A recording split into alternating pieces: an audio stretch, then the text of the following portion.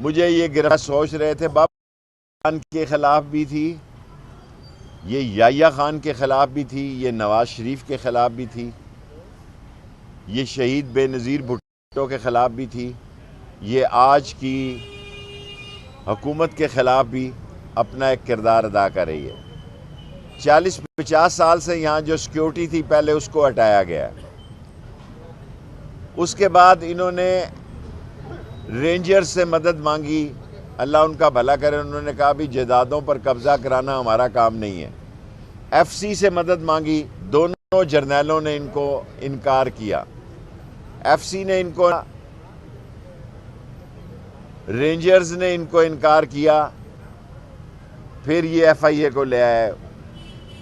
یہ ایف آئی اے کو high court میں ڈی جی ایف آئی اے نے کہا کہ کوئی کیس نہیں ہے لال حویلی کے خلاف۔ ہائی کورٹ نے ایف آئی اے کو کہا کہ آپ ہمیں لگتے ہیں آپ لال حویلی کیوں جاتے ہیں۔ یہ رات صبح 3 سال پہلے انہوں نے ساری فورسز اکٹھی کی، مجھے یہ گرفتاری کرنے کا سوچ رہے تھے، بابا مجھے ایک فون کال کرو میں آ جاؤں، یہ 10 گز پہ ہے، یہ بھی 10 گز پہ ہے، راجہ بازار بھی 10 گز پہ ہے اور بارس خان بھی 10 گز پہ ہے۔ اصل مسئلہ کیا ہے؟ انہوں نے 16 وزارتوں کی انویسٹیگیشن کی، میری ان کو کچھ نہیں ملا۔ ایک میری کتاب بھی کی، اس میں رانا ثناءاللہ نے ایف آئی اے انویسٹیگیشن ٹیم پبلشرز کو اور سیلرز کو بھیجی، وہ 2 کروڑ کی بکی، میں نے 70 لاکھ روپیہ 30 دسمبر کو جمع کرا دیا سی بی آر میں۔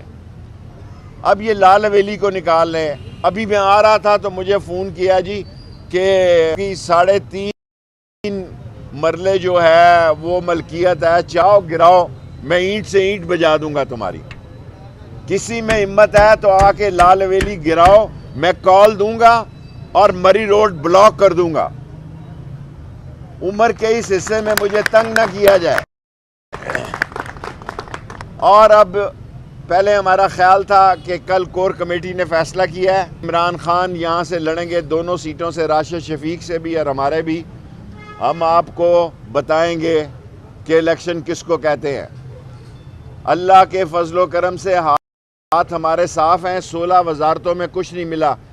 ہم یہ لال حویلی ویمن یونیورسٹی کو ڈونیٹ میں کر چکا ہوں، ڈونیشن دے چکا ہوں کہ میرے مرنے کے بعد سجان سنگھ کی بلڈنگ بھی تھی، وہ بھی ہم نے فاطمہ جناح یونیورسٹی کو دی، انہوں نے کچھ کیا ہی نہیں۔ یہ میں سوچ رہا ہوں اب 6 دے دوں۔ مسئلہ کیا ہے؟ مسئلہ یہ ہے، اصل بات قوم کو بتانا چاہتا ہوں۔ ابھی میں 3 دن کے لیے لندن گیا، پہلے مہیش بٹ یہاں آئے، وہ لال حویلی دھن راج پر فلم بنانا چاہتے تھے، میں نے کہا میں انڈین کے ساتھ مل کر نہیں بنانا چاہتا، وہ خود تشریف لائے یہاں۔ اب میرے ساتھ لندن میں 3 پارٹیاں مذاکرات کر رہی ہیں کہ لال حویلی پر وہ فلم بنانا چاہتے ہیں، اور اس کے مجھے اچھے خاصے کیا ہوتے ہیں جو ملتے ہیں، رائٹس، کاپی رائٹس مل رہے ہیں۔ انہیں کچھ نہیں ملا، یہ بے وقوف ہیں۔ یہ صرف آٹا 35 روپے 70 روپے کے مریم بی بی کے آنے پہ 2 توپوں کے گولے لوگوں کو مارے ہیں۔ میں نے کل ٹویٹ کی تھی کہ دیکھتے ہیں ڈالر 300 روپے کا پہلے ہوتا ہے یا تیل پیٹرول 300 روپے کا پہلے ہوتا ہے۔ میں اس ٹویٹ کو ہی ختم کر دینا چاہتا تھا، مجھے لندن میں جا کے پتا لگا کہ میرے اتنے فالوور ہیں، مجھے تو اتنی سمجھ نہیں ہے۔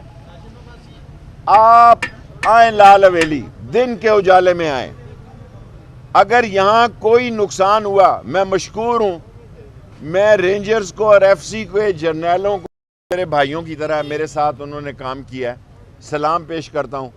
ایف آئی اے والا ادھر آئے نہ کوئی، ایف آئی اے کے کسی آدمی نے لال حویلی کی ٹیریٹری میں قدم رکھا تو ہم آئینی اور قانونی اپنا حق استعمال میں، اپنی ذاتی جائیداد میں دخل اندازی کا دفاع کرنے کا حق حاصل ہے۔ ہم کسی سے لڑنے نہیں چاہ رہے، یہ بہانے ڈھونڈ رہے ہیں۔ ابھی ہم ہائی کورٹ جا رہے ہیں۔ مسئلہ کیا ہے جناب؟